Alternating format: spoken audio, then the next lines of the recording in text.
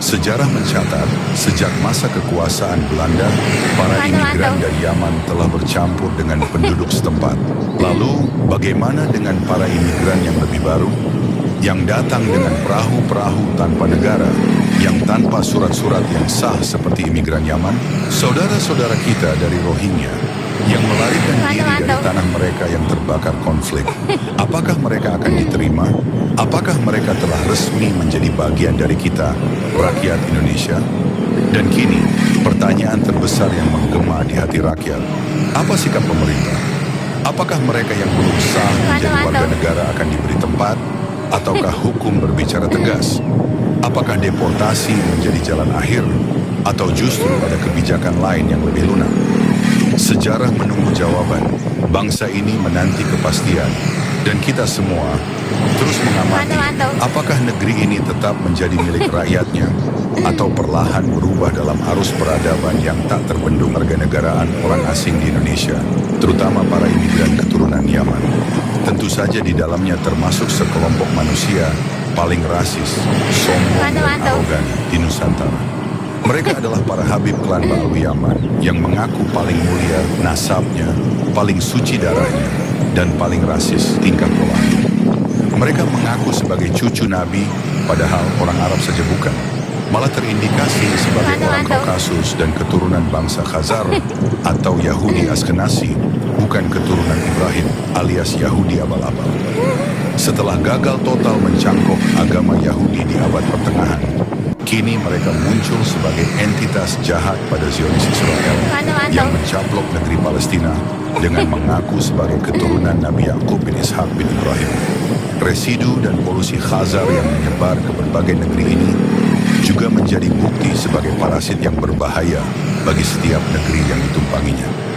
Di masa silam, mereka mendirikan dinasti Fatimiyah Mesir dan dengan berani mengaku sebagai cucu Nabi Muhammad Sallallahu Alaihi Wasallam.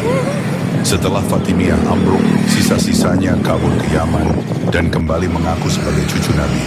Kali ini mencangkok ke Sayyid Ahmad bin Isa, seorang keturunan Imam Hussein yang kurang populer karena lebih terkenal sebagai saudagar minyak. Namun mereka lupa, walau kurang populer, sebagai cucu Nabi ternyata nasabnya tetap ditulis. Makamnya ada di Irak dan 3 putranya saling mencatat keturunannya. Ketiga putra tersebut Muhammad, Ali, dan Hussein. Tidak ada nama Ubaidillah yang diklaim sebagai datuknya Ba'alwi. Kini dari hasil tes DNA, Ba'alwi semakin tragis nasibnya dan malu selamanya dalam sejarah. Garis lurus nasab laki-lakinya begitu mudah dipatahkan. Cucu Nabi bukan, malah terdeteksi sebagai Yahudi Khazar asal Kaukasus.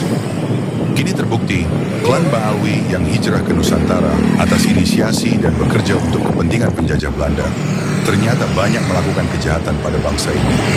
Tidak saja di era penjajahan, bahkan hingga di alam kemerdekaan. Mereka membelokkan sejarah leluhur Nusantara, memalsukan makam, dan bahkan telah berani mengklaim sejarah kemerdekaan Indonesia. Kejahatan ini berakar dari pengakuan sebagai cucu Nabi, lalu batangnya adalah penindakan spiritual, dan buahnya adalah kapitalisasi agama untuk memperkaya diri demi materi dan kedudukan duniawi. Menarik untuk ditunggu hasil dari gugatan status kewarganegaraan tersebut.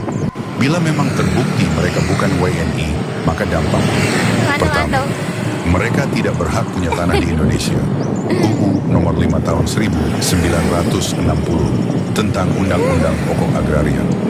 Kedua, dilarang mendirikan organisasi apapun, apalagi semacam organisasi pencatat nasab keluarga yang memiliki ajaran rasis.